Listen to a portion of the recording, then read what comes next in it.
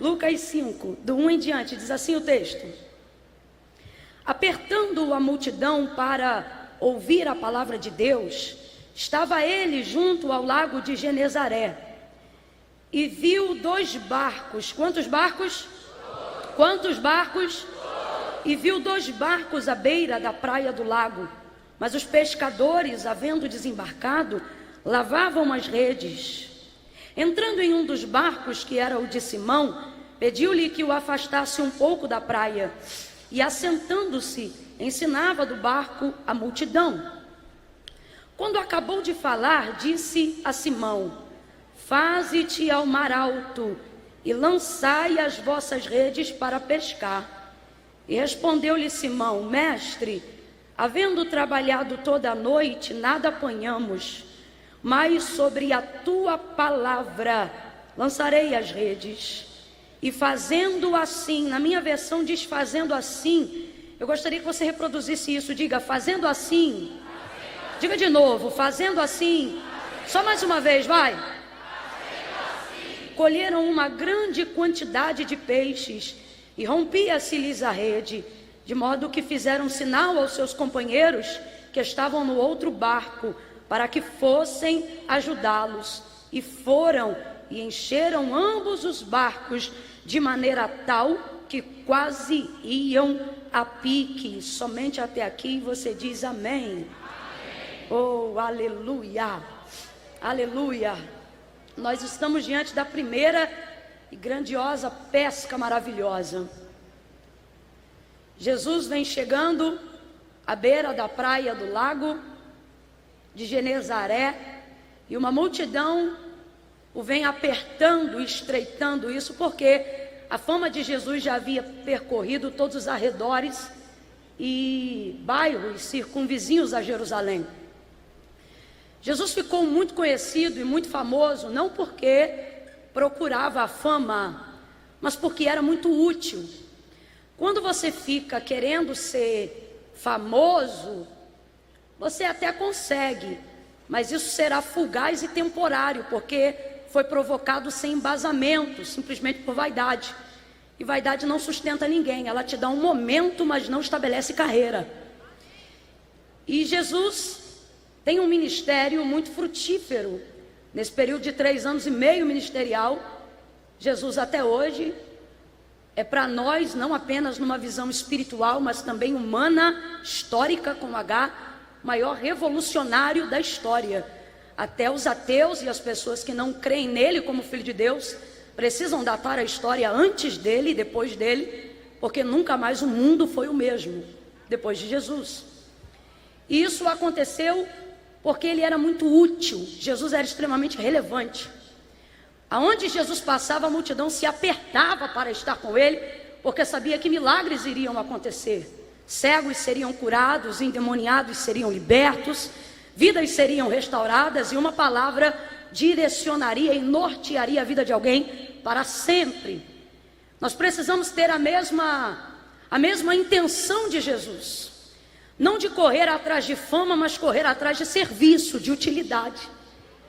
E quando você faz isso com integridade, é inevitável o reconhecimento de quem está acompanhando o seu ministério, de quem está acompanhando aquilo que você está fazendo, seja numa carreira espiritual ou em qualquer carreira que você se propõe a fazer. Vem então Jesus, cercado de uma multidão, chega à beira da praia e pede o barco de Pedro emprestado. Sobe no barco, pede ele que afaste um pouco da margem da praia, e ali começa a trazer o ensino, a ministração daquela manhã. O texto diz que todos se assentam e começam a ouvir Jesus, que também se assenta no barco de Pedro para ouvi-lo. Ele utiliza o barco de Pedro, ele pede ajuda a Pedro, ele desancora o barco de Pedro, mas a visão panorâmica que Jesus tem, logo que vai chegando à beira da praia, não é o barco de Pedro ou propriamente a vida de Pedro. O texto diz que chegando à beira da praia, ele viu 2 barcos. Ele entrou em um, você conhece o contexto dessa história, a realização do milagre veio por intermédio da rede lançada pelo barco de Pedro. O barco utilizado por Jesus foi o barco de Pedro. A palavra direcionada de Jesus foi específica para a vida de Simão, para a vida de Pedro, mas a visão panorâmica de Jesus ao chegar à praia diz o texto, e viu Jesus dois barcos. Estava tarde hoje no hotel e o Senhor falou comigo: você precisa começar a compreender e levar as pessoas à mesma compreensão de que eu posso entrar no seu barco, posso direcionar uma palavra à sua vida, eu posso manifestar um milagre sobre a sua rede, eu posso derramar sobre a sua vida a virtude que eu determinei para você viver algo extraordinário, mas você precisa entender que tudo que eu estou a fazer em você, com você, por você, ou intermédio de você, não diz respeito só a você. Está na hora da gente, como igreja, como homem, como mulher, como pai, como mãe, como filho, como pastor, como crente, como pregador, como evangelista, como ministro, começar a entender que não é porque ele faz na gente, com a gente, na vida da gente, que aquilo é só sobre a gente. A visão panorâmica de Jesus ao chegar na praia é dois barcos. Escolheu um, mas a visão dele estava sobre os dois. Há uma visão panorâmica que nos envolve no contexto do milagre. E você vai compreender a proporção da grandeza do milagre quando começar a ver como Jesus vê.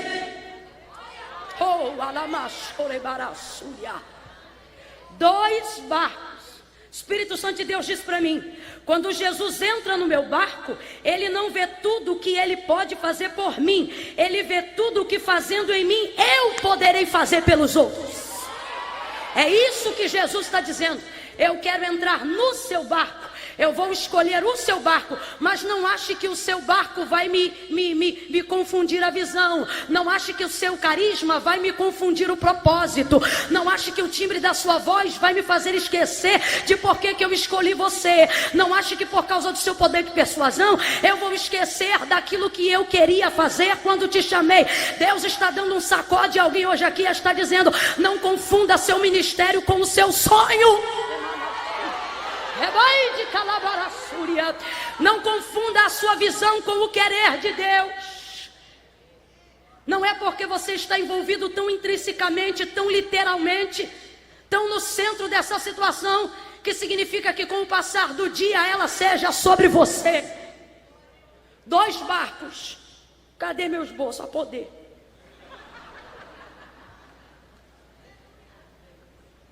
Você sabe o que significa visão panorâmica? Eu vi no dicionário, significa isso aqui, ó. É o tipo de visão precisa, exata, que oferece a totalidade mais ampla de uma imagem ou de um seu contexto, ou do seu contexto. Jesus está dizendo: você precisa ampliar a sua visão para entender por que eu te escolhi.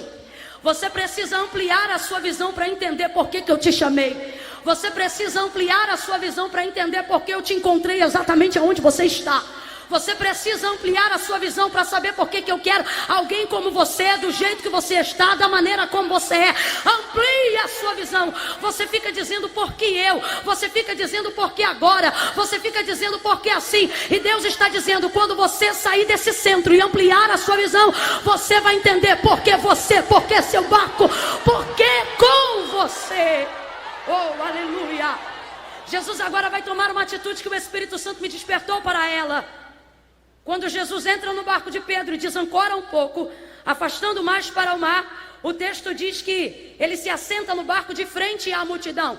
A multidão não estava no mar, a multidão estava na areia. Então, Jesus assenta-se no barco de frente para a multidão. Logo o Espírito Santo soprou ao meu ouvido nessa tarde, e ele me disse: de costas para o mar, de frente para os homens. A visão de Jesus está totalmente focada nos homens. Diga comigo, por favor, essa palavra ela norteia algo profético nessa noite. Diga: de costas para o mar, de frente para o homem. Diga de novo: de costas para o mar, de frente para o homem. É o convite do Espírito Santo para a nossa vida nessa noite. É da vontade de Deus que nós entendamos que o mar é muito grande, muito poderoso, mas não é tão relevante para a obra que Jesus vai fazer agora. Camila, o que você está dizendo? Mar denota sobre circunstâncias da vida. Mar fala sobre toda a imensidão do mundo que nos cerca a despeito de nós. Mar fala sobre um poder que não pode ser controlado, sobre um tempo que não pode ser aferido, sobre um lugar que é difícil encontrar até o destino quando se está no meio dele. Jesus está dizendo: ei, eu nunca me importei em dar mais atenção ao mar do que as pessoas. Eu nunca observei mais a circunstância e o contexto do que as pessoas. Você vai ver isso em João 9, eu já falei sobre isso uma vez, quando Jesus passa pelo homem cego. O texto diz que os discípulos olham e só veem a sua deficiência e a sua cegueira. O texto diz: e passando Jesus, viu um homem, vírgula, cego de nascença. Ou seja, antes de ser cego, Jesus vê um homem. Antes das circunstâncias, Jesus vê a humanidade. Antes de como ele estava, Jesus vê quem ele era. Aí o texto diz que os discípulos passam pela mesma pessoa e ao invés de verem um homem, só destacam a sua deficiência. Porque a sociedade destaca quem você é no contexto daquilo que você faz. Jesus é o único que consegue separar o que você faz daquilo que você é. Jesus olha para um homem, eles olham para o mesmo homem. Jesus vê um homem e eles só veem um cego. Nós passamos por uma prostituta e o homem olha e diz: olha, é uma prostituta. Jesus passa pela mesma prostituta e diz: olha, é uma mulher. O homem passa por um menino e diz: olha, um cracudo. Jesus passa pelo mesmo cracudo e diz: olha, um menino. Mar fala de circunstâncias adversas, de tudo que nos cerca. E Jesus está dizendo: eu estou de costas para o mar, porque a imensidão de tudo que te cerca não faz eu tirar o foco de você. Jesus fica de costas para o mar e de frente para o homem. E eu disse: Deus, quando foi que o Senhor fez isso mais categoricamente? E ele me disse, Êxodo capítulo de número 14, o povo olha para o mar, Moisés olha para o mar e Deus olha para o povo. Está todo mundo de frente para o mar, exatamente na mesma condição de Lucas 5. Em Lucas 5, Jesus está de frente para o povo, mas o povo está de frente para o... Mas Jesus não quer que eles olhem para o mar. Jesus quer que eles olhem para o ensino. Jesus quer que eles olhem para a palavra. Jesus quer que eles olhem para o verbo vivo. E quantas vezes diante do mar estamos também diante do verbo vivo, mas só olhamos para o mar. Jesus está dizendo: se você olhasse nos meus olhos, veria que eu estou olhando para você, veria que eu não estou preocupado com as circunstâncias que te cercam. Oh, o povo está diante do mar, desesperado. Moisés, olha aí, há um mar diante de nós. Moisés diz: Deus, olha aí, há um mar diante de nós. Por que clamas a mim, Moisés? Não converse comigo sobre o mar, não converse comigo sobre circunstâncias. Observe a minha palavra, ouça o que eu te digo e pisa nessa água, toca nesse mar.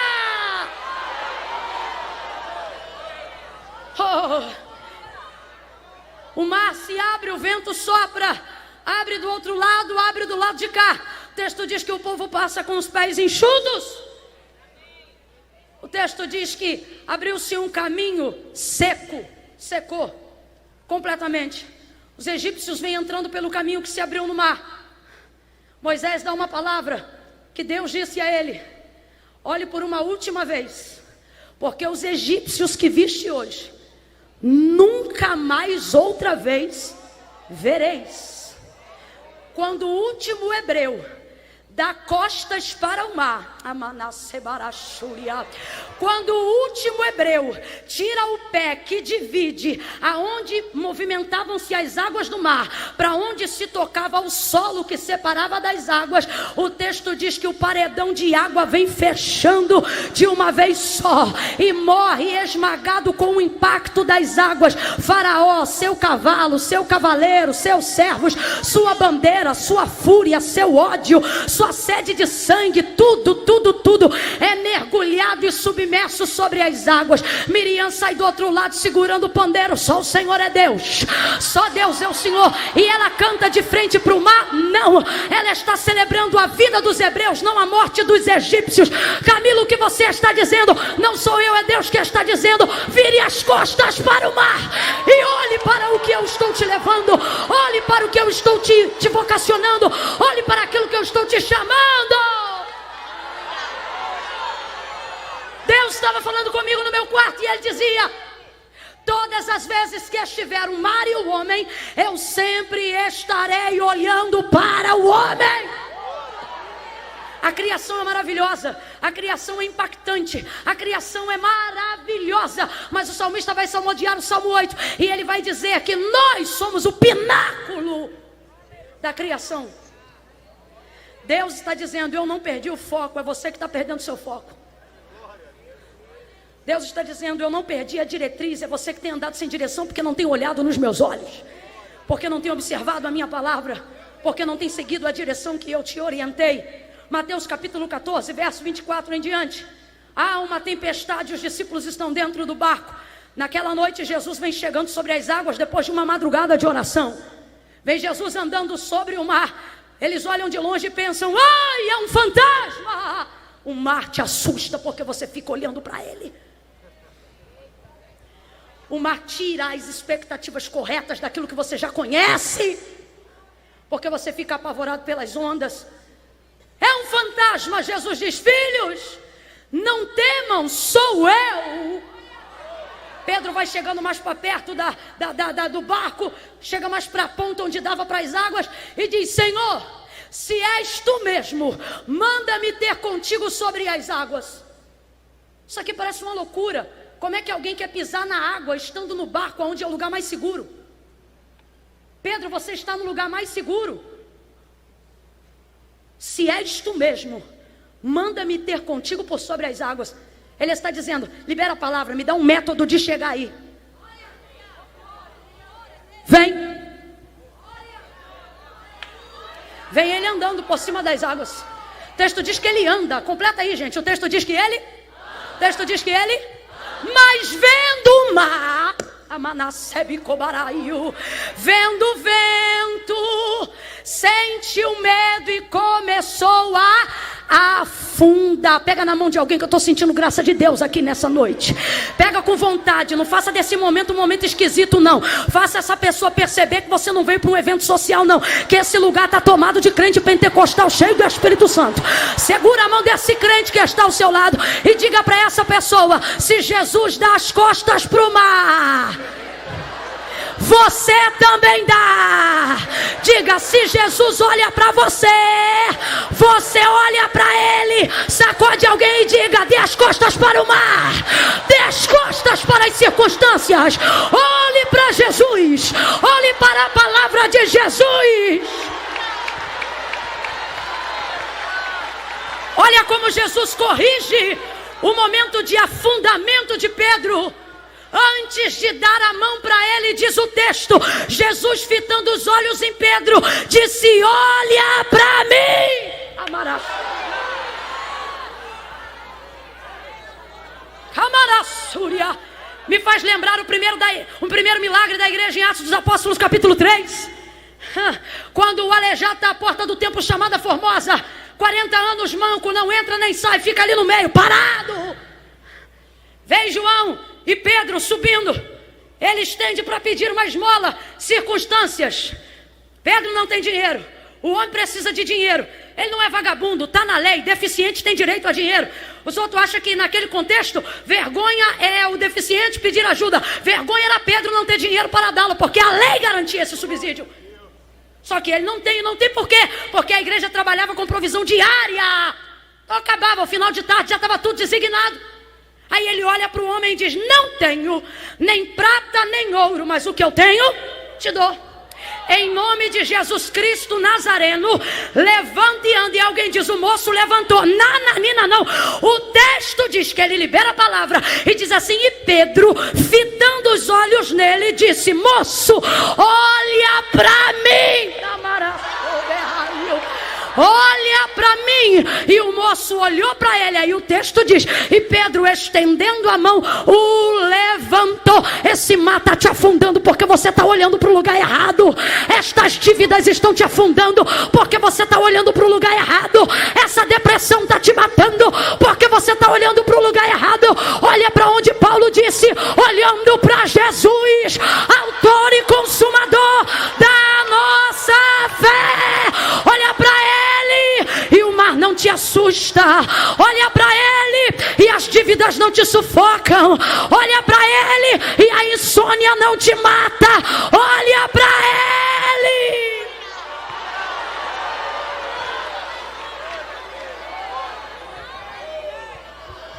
para Ele.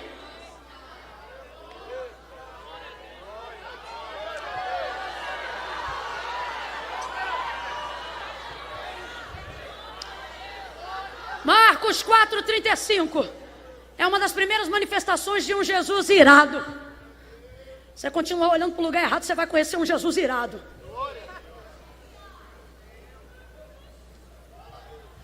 Jesus trabalhando direto, uma cruzada evangelística atrás da outra. Chegou dentro do barco, período de translado. Para quem ministra é hora de sono. Para de falar no carro igual uma tagarela quando busca alguém no aeroporto. Aí dorme. Jesus dorme. Dorme. Poxa, o texto diz que tinha até uma almofada. Se preparou para dormir. Mar revolto. Barco balançando. Água entrando e vento chicoteando as ondas que chicoteam o mar, que chicoteam o barco. Não é possível que esse homem está dormindo. Os discípulos ficam indignados. Senhor, tu não te importa que nós pereçamos? Jesus levanta. Imagina acordar alguém no meio do sono. Não é à toa que ele vai falar o que ele fala depois. Vai ele mais para perto da proa. Mar, aquieta-te. Vento, acalma-te. Olha que interessante. Quando Jesus olha para o mar e dá ordem, o mar se acalma. Quando Jesus olha para o vento, Jesus dá ordem, o vento se acalma. Tudo obedece quando ele fala, quando ele manda. Jesus está dizendo, se vocês me obedecessem como o mar me obedece, você não tinha medo do mar, você tinha medo de mim. Não, entenda o que eu estou querendo dizer. Jesus está querendo dizer isso aqui, para a gente entender. É porque você olha para Ele que Ele te ameaça. É porque vocês estão focados nele que vocês estão apavorados. Vocês estão aqui no barco com alguém que provoca medo e estão com medo de quem obedece, o comandante desse barco. Diga de novo. De costas para o mar. De frente para o homem. Jesus termina o ensino nesse contexto e dessa maneira. De costas para o mar e de frente para o homem naquela manhã. Lhe dando atenção, lhe dedicando expressão. Quando ele termina de ministrar, o texto diz que Pedro ouviu tudo que ele falou. E é daí que Pedro identifica que ele é mestre por causa da maneira como ele falava. Porque na verdade eles ainda não se conheciam.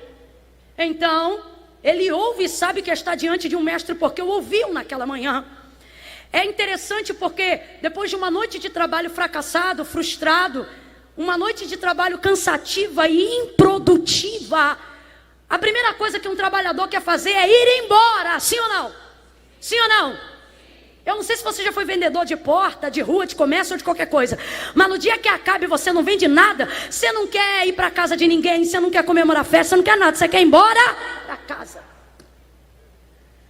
Vez ou outra eu tinha que vender batendo meta dentro do sistema bancário.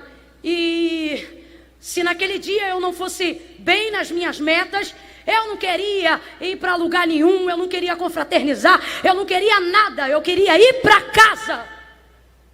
Te afronta, você se sente diminuído, incapaz. Parece que você não foi chamado para fazer o que você sabe que faz. Só que o texto diz que quando Jesus chega e pede o barco, ele ocupa o barco de Pedro com uma coisa que não é o que Pedro pode fazer, mas é o que ele faz, pregar naquela manhã. Às vezes Jesus encontra a gente justamente nesse período da vida, o período que a gente é incapaz de usar nossa ferramenta, ou mesmo usando não consegue estabelecer o resultado que sabe que ela produz. E quando a gente quer ancorar para desgarrar de tudo, Jesus ocupa aquela ferramenta para dar um tempo da gente ouvi-lo e voltar a usar a ferramenta de novo. Depois daquele momento, Pedro não vai embora para casa, nem ninguém. Até porque Jesus chegou enquanto eles lavavam a rede, justamente para interrompê-los naquele período de tempo. Jesus segura eles ali. E o que é que Pedro faz? Continua lavando a rede? Não! O texto diz que ele o ouvia, ele ouviu. E depois de ouvi-lo, uma expectativa nova é gerada em seu coração para aquela manhã. Jesus desce do barco, se direciona a Pedro e diz: voltai ao mar alto e lançai as vossas redes para pescar. As redes são vossas, mas a palavra eu estou dando para você, Simão. Olha para quem está do seu lado e diz: ele vê 2 barcos, quer abençoar todo mundo, mas só manda em mim.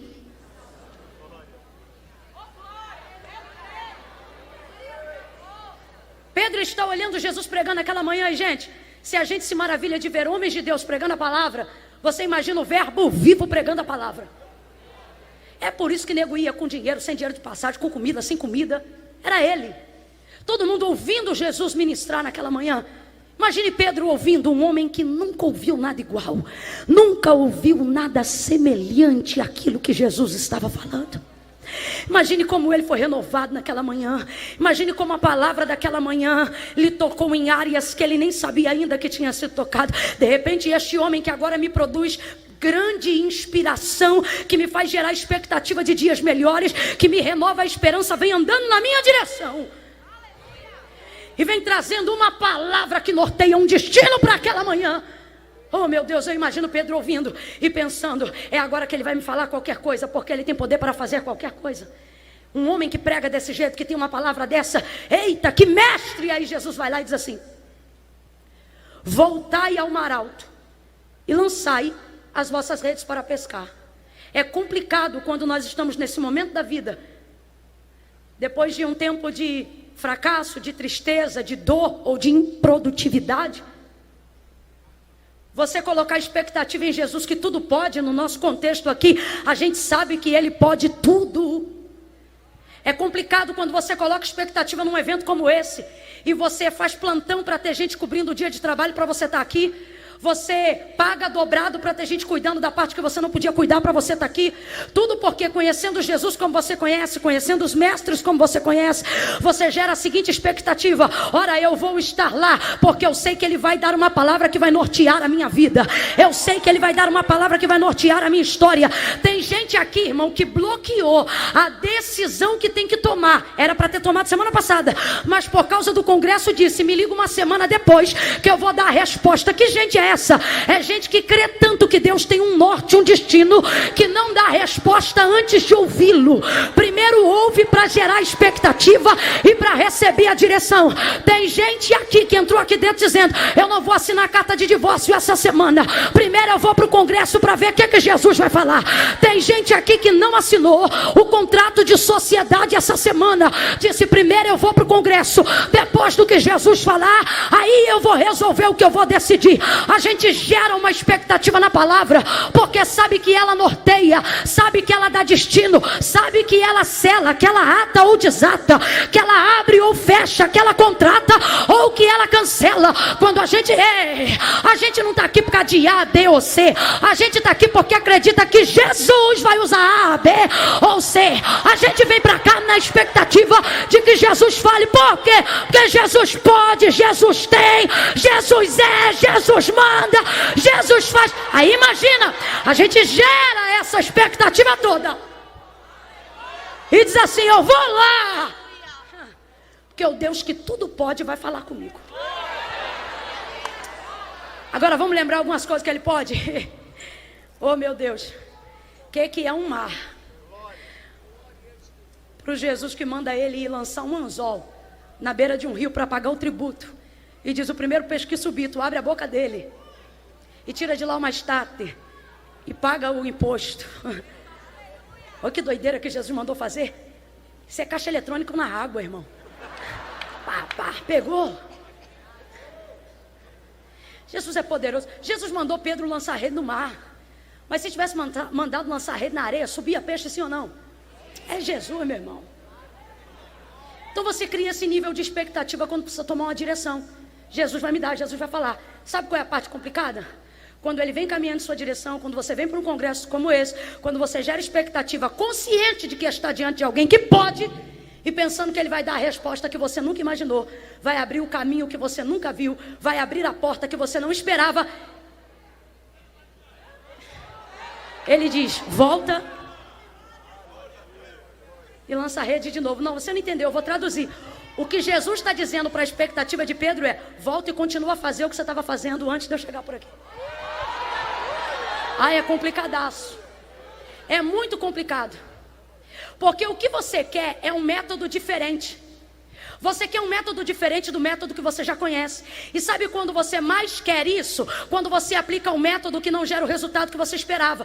Então você pensa, se ele mudar o método, eu vou ter o resultado. Complicado é quando Jesus quer orientar a tua vida para te ensinar que o método não está errado, o método continua certo, apesar de ainda não ter dado certo.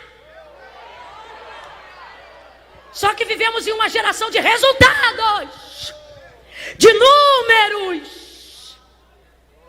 Então, quando não temos o resultado esperado, criamos a expectativa num método desconhecido.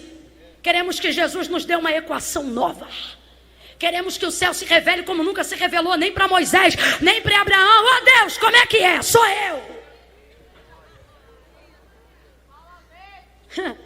É a parte mais complicada da vida de quem está debaixo de uma direção de Deus, da vida de quem tem uma chamada e, acima de tudo, da vida de quem precisa e almeja um milagre.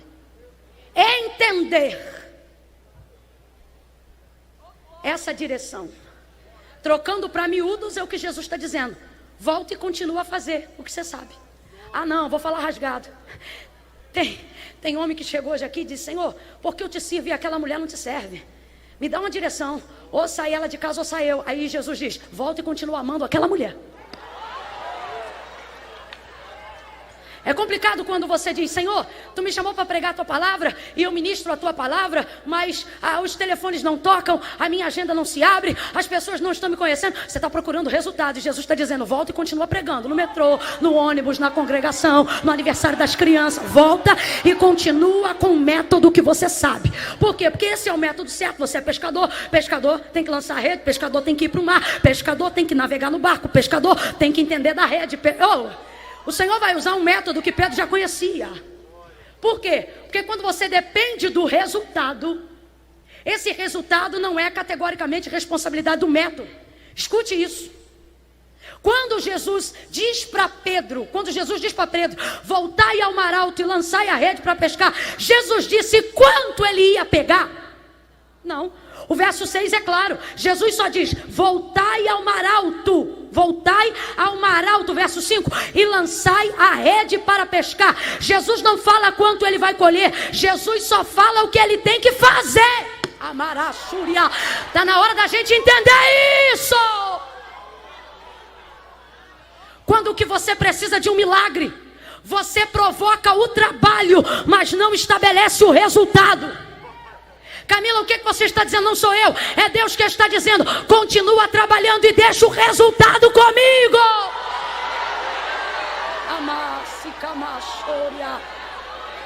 Pega na mão de alguém, pega com vontade. Pega com vontade, diga para essa pessoa, Jesus ensinou o que você tem que fazer.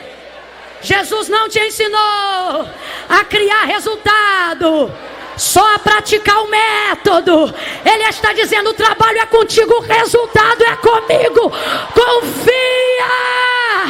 Confia no que eu te instruí, confia no que eu te ensinei, confia no que eu te mandei fazer. Quando Jesus manda ele voltar ao mar alto e lançar a rede para pescar, Jesus não diz quantos peixes Pedro vai pegar. Quem me ouve diga amém. Se tem alguém aqui comigo ainda, diga eu. Jesus não disse quantos peixes ele ia pegar.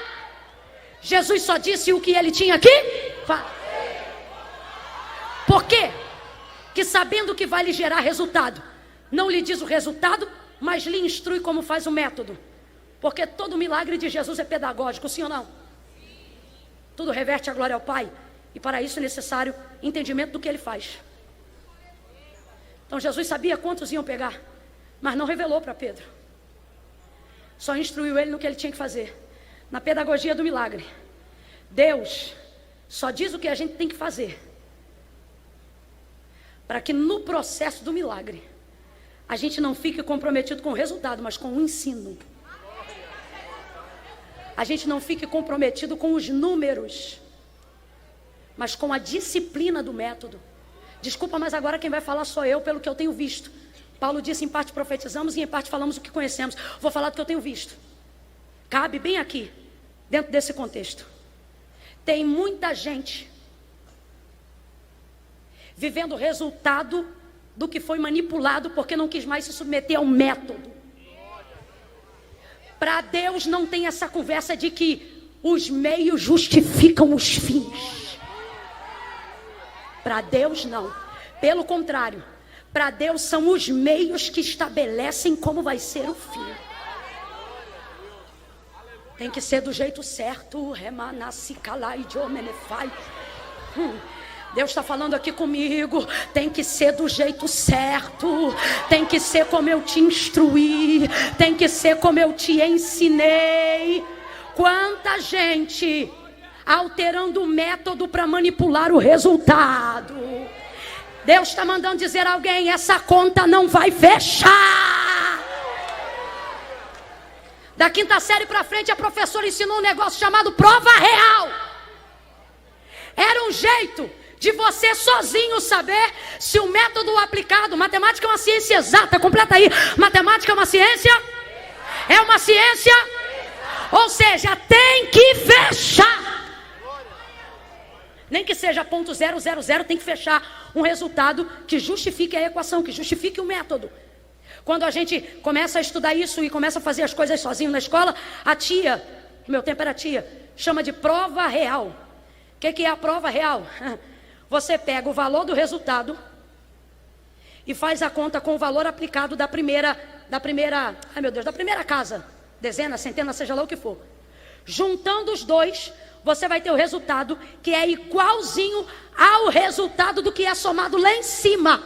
Como assim, Camila? Vai dar dois resultados, um justifica o outro. A equação justifica o resultado e o resultado justifica a equação. Como quem diz, esse resultado só dá nessa equação. E essa é a única equação que provoca esse resultado. O Senhor está dizendo, eu vou te dar um método e vou provocar o resultado. Você só terá o resultado se aplicar o meu método.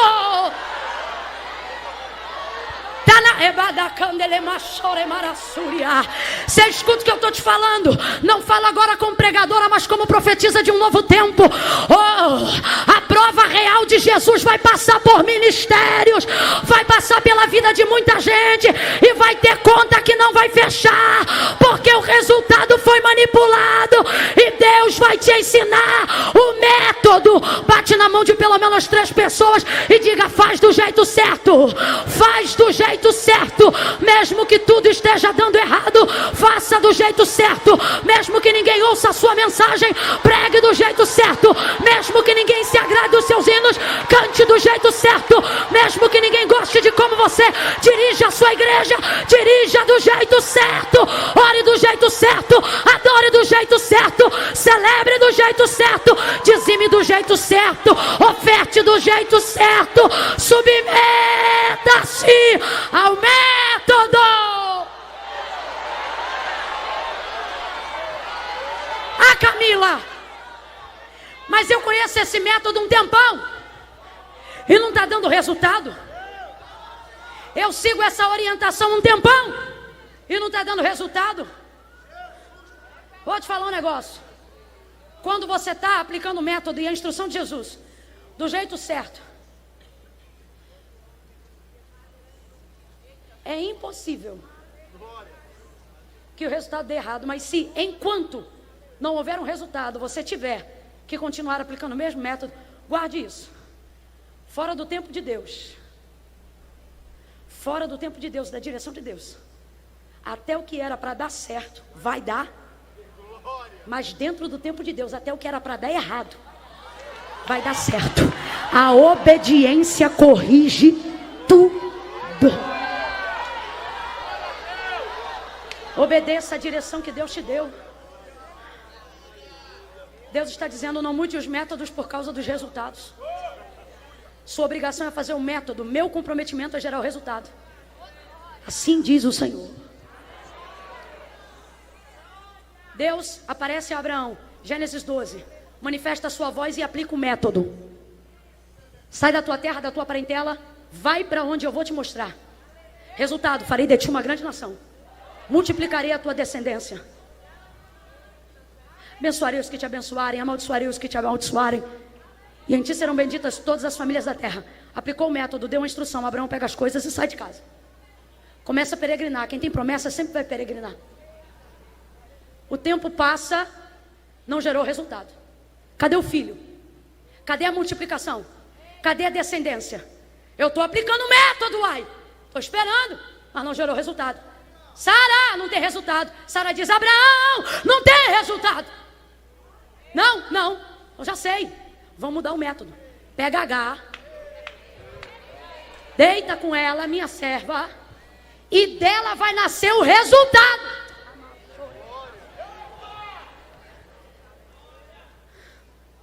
Deitou. Isso Gênesis 12. De lá para cá Deus não manifesta Abraão. Aí Deus manifesta Gênesis 17.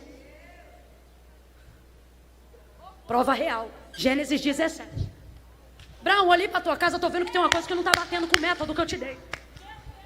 Eu te dei um método, mas estou vendo outro resultado. Um resultado que eu não provoquei, de um método que eu não ensinei.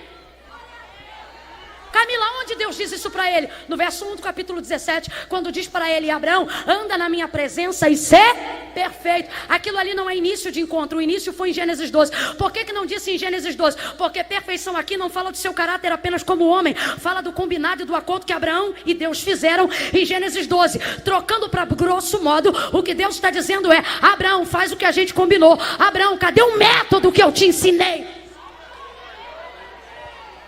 Anda na minha presença e ser perfeito. Deus está dizendo, estou vendo um resultado que não é equivalente ao método que eu te ensinei. Então como é que esse resultado foi gerado? Se esse resultado não é daquele método, significa então que o método foi mudado. E a gente tem que parar com essa mania de mexer no método por causa do resultado. Tem crente aqui que se não vigiar, vai ficar perturbado igual Asaf. Porque vai sair para a rua, vai ir para a rede social e só vai olhar para os resultados. Olha quantas curtidas, olha como está famoso, olha como tem dinheiro, olha como é grande, olha como tem, olha como faz, olha como entra, olha como sai. E você pagando preço, orando, jejuando, sendo crente de antigamente, o Instagram não bomba, a agenda não abre, as coisas não acontecem. E você ainda tem que ouvir conversinha do tipo, quem não é visto não é lembrado. E você vai ficando perturbado, vai ficando agoniado. E você diz, não é possível, o outro está lá todo requenguela, se vendendo sensacionalista, se arrebentando de tudo que é jeito, alterando o método, mexendo no resultado, manipulando tudo que existe, e eu aqui vai estar ficando perturbado, porque Deus não te chamou para avaliar resultado, te chamou para implementar método, te chamou para aprender. Guarde o que em nome do Senhor eu te digo. Não é porque está dando certo que significa que estão fazendo do jeito certo.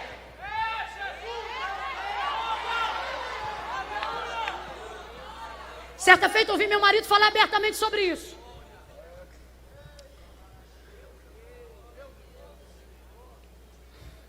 Não vale a pena mudar o método para ter resultado nenhum, nem que o resultado seja bom.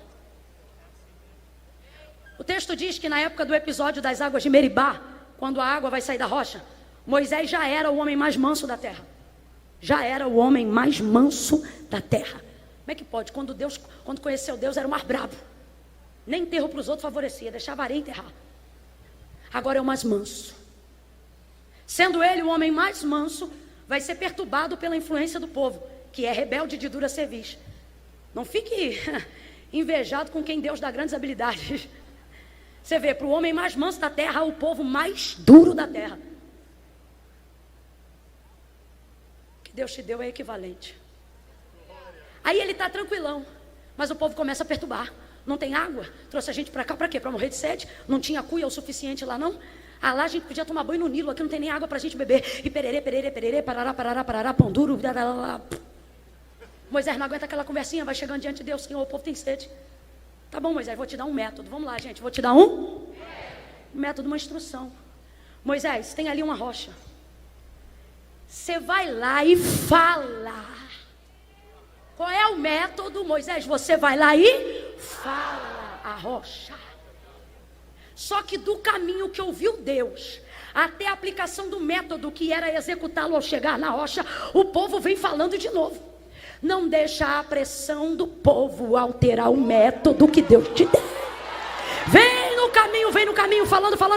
Rapaz, como é que pode? Encontrou com Deus, recebeu direção de Deus, está debaixo do poder de Deus, mas a pressão do povo faz ele alterar o método enquanto ele vai executá-lo. Quando chega na beira na frente da rocha, Moisés já está pressionado, estressado, atribulado, pega o cajado e pá! Bate na rocha e a fere. Só que Deus não disse fere, Deus disse. Agora responda para mim, deu água ou não deu? Deu água ou não deu? Potável ou não? O povo bebeu ou não bebeu? Vem, gente, bebeu ou não bebeu? Saciou ou não saciou? Todo mundo satisfeito, sim ou não? Deu certo. Deu certo ou não deu? Vem, gente, deu certo ou não deu? Maravilha, todo mundo bebeu, deu certo. Aí Deus, Moisés, vem cá. Vem cá. Eu vi ali um resultado, mas não vi ali o método. Quando você provocar um resultado que não é condizente com o método, você vai pagar pelo resultado que você criou. Por quê? Resultado não é responsabilidade sua. Jorrou água, o povo bebeu, mas Moisés nunca pôde entrar em Canaã, a terra que ele conduziu o povo para que entrasse. E Deus é fiel em dizer: isto porquanto foste rebelde ao episódio das águas de Meribá. Olha o que ele está dizendo. Não vai entrar porque não aplicou o que eu falei. Eu não disse fere, eu disse. Não vai nessa vibe, meu irmão, de que é porque está dando certo, de que deu certo para ele ou para ela, vai dar certo para você também. A cada um, Deus tem um método. E Deus está dizendo: fica naquilo que eu te instruí. Temai de calamassuri, remai de canaramassuri. Ao subir aqui, pastor Jabes olhou para mim e disse assim: seja você e vai dar certo. Eu olhei para ele e falei: é isso mesmo. Se pastor Jackson quiser gerar um resultado aqui,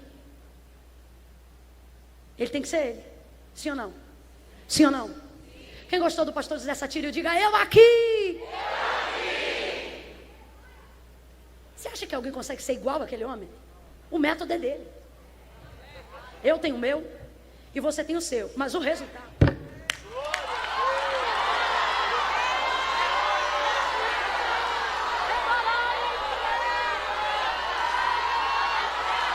Camila, não entendi. Deus está dizendo: cada um aplica o seu método, deixa que eu cuido do resultado. O resultado sou eu, do começo até o fim. O resultado sou eu. Sabe por que eles escolheram uma abundância tão grande de peixes? Porque não olharam para o resultado, se aplicaram em submeter-se à palavra. Olha o que o texto diz. Disse Jesus: voltai ao mar alto e lançai a rede para pescar.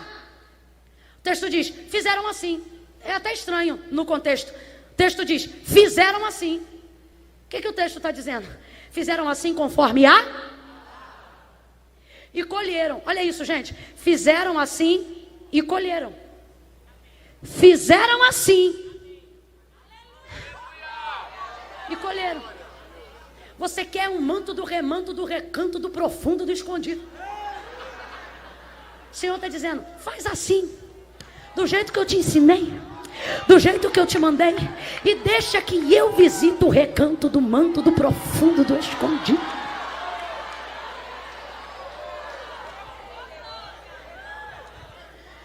Quando você faz pela palavra, a palavra faz por você.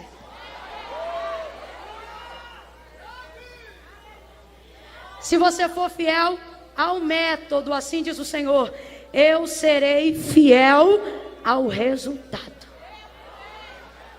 A palavra manifestou o milagre. A palavra quem manifesta o milagre? Vem, gente, quem manifesta o milagre? Nesses 9 minutos que eu tenho, o Ministério de Louvor corre para cá. O Ministério não, os músicos e o Nani, que eu pedi algo aqui de Deus para ele. Vem, Nani, tem pressa não.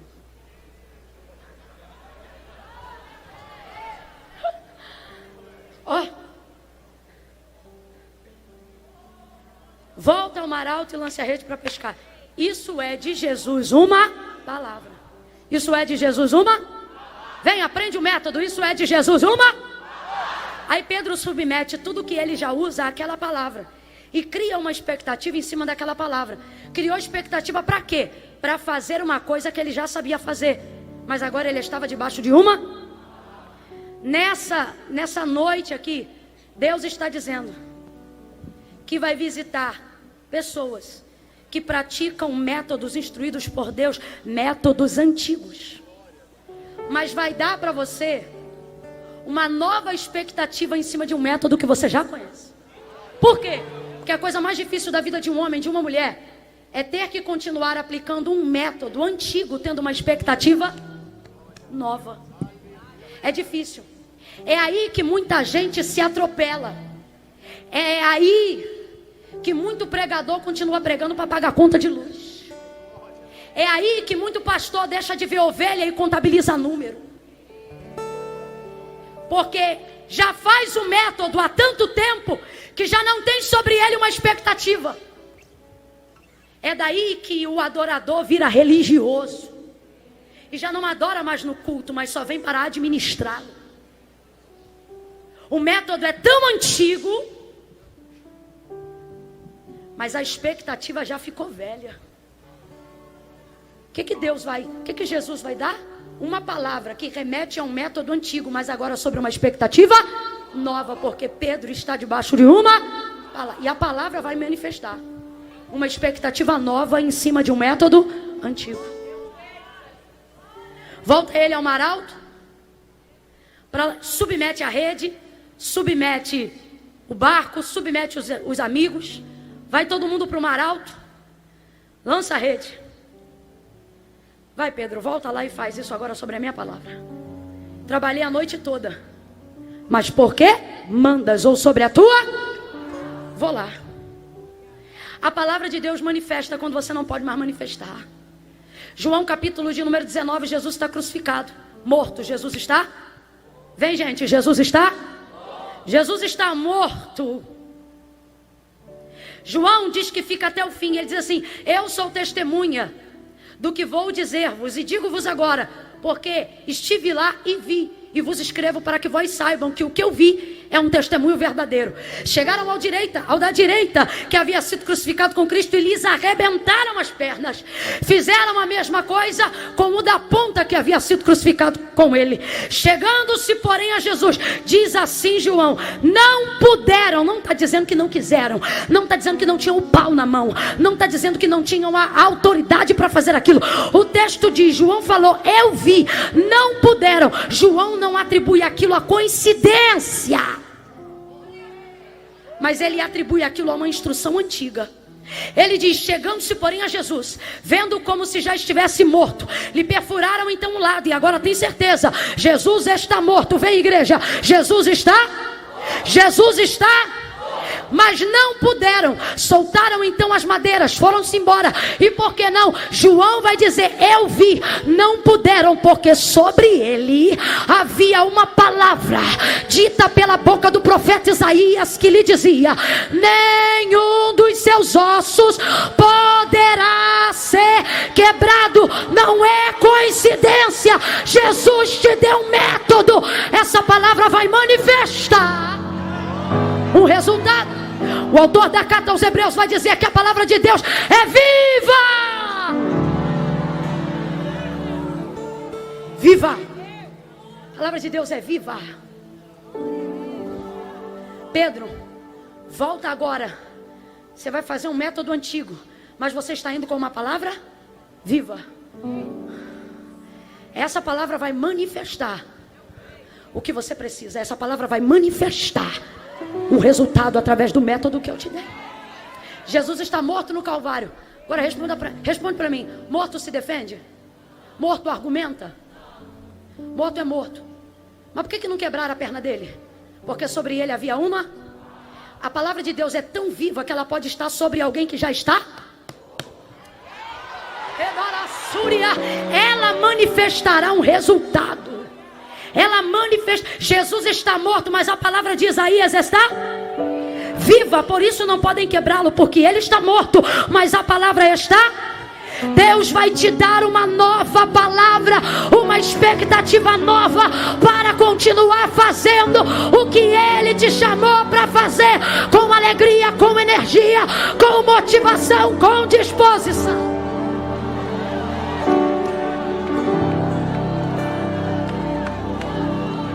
Lança a rede, Pedro! Ele lança.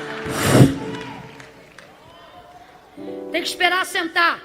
Entre a palavra e o assentamento da rede tem um tempo. Não é que tu não está dando resultado, você está puxando a rede rápido demais. Deixa assentar. Vício, hábito de uma noite inteira. Jogou, puxou. Jogou, puxou. Jogou, puxou. Agora ele vai jogar e vai puxar também, a noite inteira. Fazendo isso. Só que quando ele joga, travou.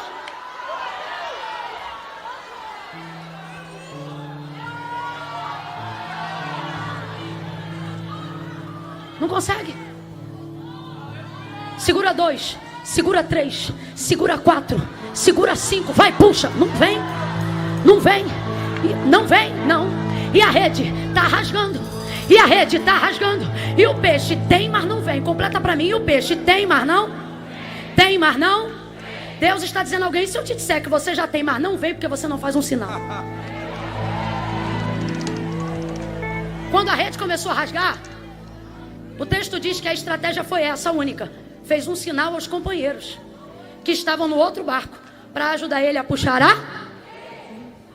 O Senhor está dizendo: isso aqui eu escrevi, eu tenho que ler para não falar errado, porque Jesus falou para mim não deixar de falar isso não.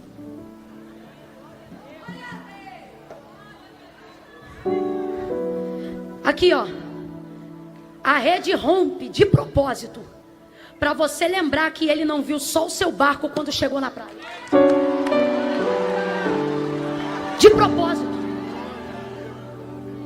Deus falou isso aqui para eu dizer: Deus manda o resultado, mas são os amigos, os irmãos, que estabilizam a quantidade do que Ele te deu. Segunda Reis 4, multiplicação do azeite da viúva. Pede aos teus vizinhos, não poucos mais. Não poucos mais. E foi isso que fez ela ter a quantidade de azeite que ela teve para vender a dívida, para vender o azeite, pagar a dívida e viver do resto. Camila, o que eu faço? Está na hora de fazer um sinal e confiar nas pessoas. Está na hora de fazer um sinal e entender que não é só sobre você. Ai, não posso trazer na minha casa porque minha casa é muito. Ai, minha casa vai saber que eu tenho banheira, vai saber que eu tenho porcelanato e vai saber que tem demônio também se você continuar guerreando sozinho. Deixa o povo entrar, deixa o povo ver, deixa segurar a tua rede. Não precisa contar todos os seus problemas, mas diz a parte principal. Diz o que você precisa. Olha para alguém e diga: deixa mais alguém meter a mão na rede. Deixa mais alguém meter a mão na rede. Deixa mais alguém te ajudar em oração. Deixa mais alguém interceder pela sua vida. Deixa mais alguém apoiar seu ministério. Fica de pé do seu lugar. Olha para quem está do teu lado e diz: me ajuda aqui. Me ajuda a puxar isso aqui. Me ajuda a segurar isso aqui. A rede não pode rasgar, porque senão eu tenho, mas não vou desfrutar. Eu tenho, mas não vou viver. Deus mandou, mas eu não vou conseguir administrar. Me ajuda aqui. Levanta as duas mãos para o céu. Vento balançou meu barco em alta. Fica de mão estendida. Medo e quis me afogar, mas então eu clamei ao Filho. Levanta a mão, pede ajuda a Ele. Por isso estou aqui. Essa rede não vai rasgar. O vento ele acalma, o medo repreendeu quando ele ordenou o mar. Agora pega a mão do seu irmão lá no alto com a sua. Quem sabe canta. Não temo mais o mar, pois firme está minha fé. No meu barquinho está Jesus. Aguenta essa pressão.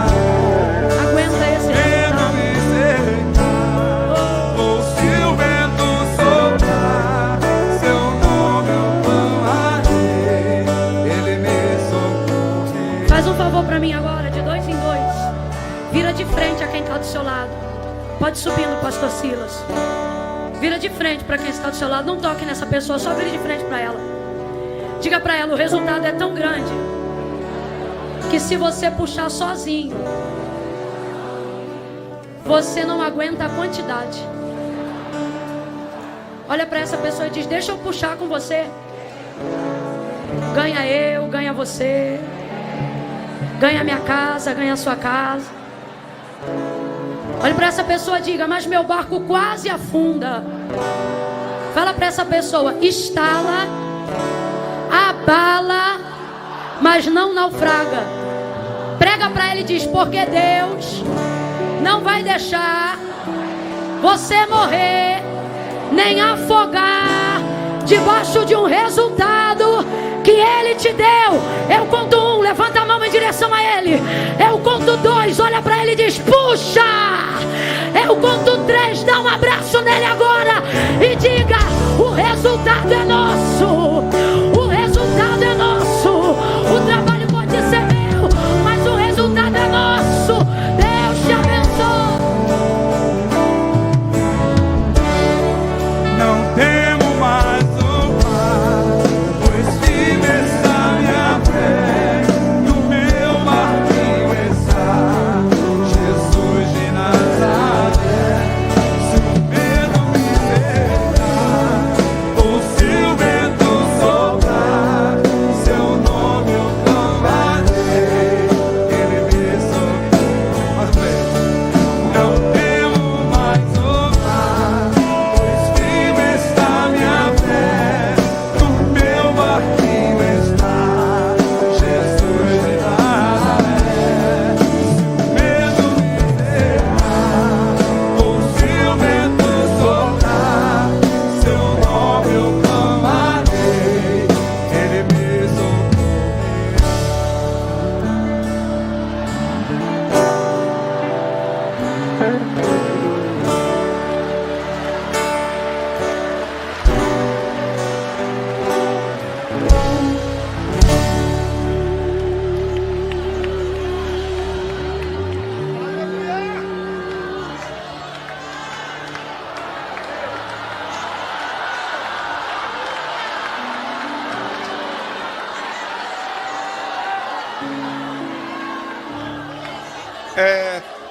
Tem alguma câmera aqui perto? Uma câmera. Câmera. Meu pessoal de TV. Quem está filmando que põe no telão? Sai ali no telão? Hã? Eu quero uma câmera minha. Quem é? Josias? Se aproxima, eu vou tirar o microfone. Você pode aproximar e ver. E eu vou passar aqui na tela uma coisa que está no meu celular. Você vê? Se eu passar? Vou tirar o microfone. Vamos ver. Vocês pelo menos vão ver um amarelo aqui. Um amarelo. Um amarelo que está na tela, eu vou te dizer. Só um minutinho.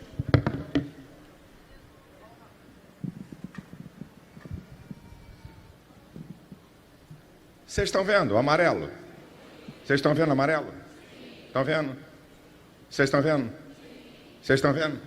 Vamos embora? Vocês estão vendo? Vou continuar. Eu vou só botar um. Aqui tem, nesse amarelo tem, você vai ver 2 da manhã, tem um 4 da manhã, tem outros 5 da manhã, tem outros 10 da manhã, tem outros meia-noite, tem outros, muitos. Bem, vou abrir aqui o som de um, vamos lá. Ih, rapaz, cadê o som? Sangue do Cordeiro. Vamos lá, vamos ver se dá para você ouvir. Vou abrir o som, tem que ser do início. Qualquer um. Por que essa porcaria não está saindo o som? Está aqui o som, eu estou ouvindo baixo, por quê? Vai, escute. Vê se sai. Eu clamo a ti, favor do pastor Silas, da sua família. Eu te peço, ó Deus, abençoa. Você ouviu o início? Você ouviu? Põe um outro aí. Abre um outro. Olha o início da fala. Eu vou dizer isso aqui em relação à mensagem. Bota outro. Tem vários aí que você vai ver, porque cada amarelo desse cada amarelinho desse, porque eu estou te falando, eu vou completar aqui o que a Camila está pregando. Cada amarelinho desse aqui, tá? Você pode ver. Espera aí, deixa aqui, ó. Vamos lá, bota o somzinho aqui, ó. Vou abrir o bichinho. É em cima? Parece que o Satanás não quer que ouça. Vamos lá. Todo amarelo que você vê aqui, 2 da manhã, 3 da manhã, 4 da manhã, 5 da manhã, 6 da manhã, meia-noite, tudo. Dos pastores da Bedec, ó Pai, eu quero te pedir, ó Deus, venha abençoar o teu ungido, ó Pai, a sua família, venha dar vitória a cada um dos teus servos, ó Pai. Você sabe quem é ele? Você conhece essa pessoa? Você me veio aqui pregar?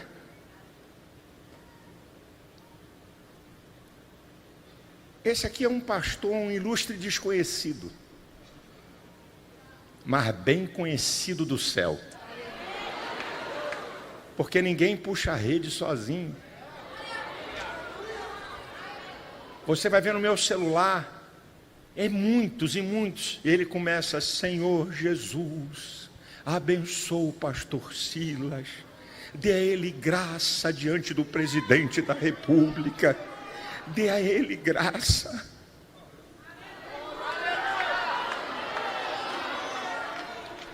Ninguém sabe o nome desse cara.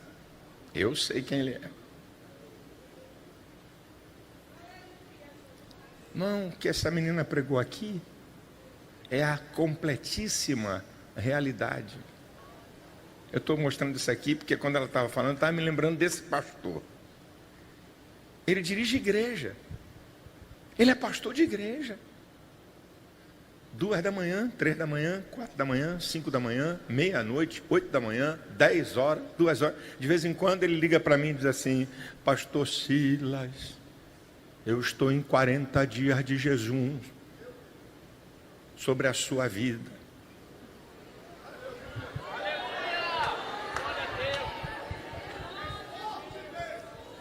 É forte, né?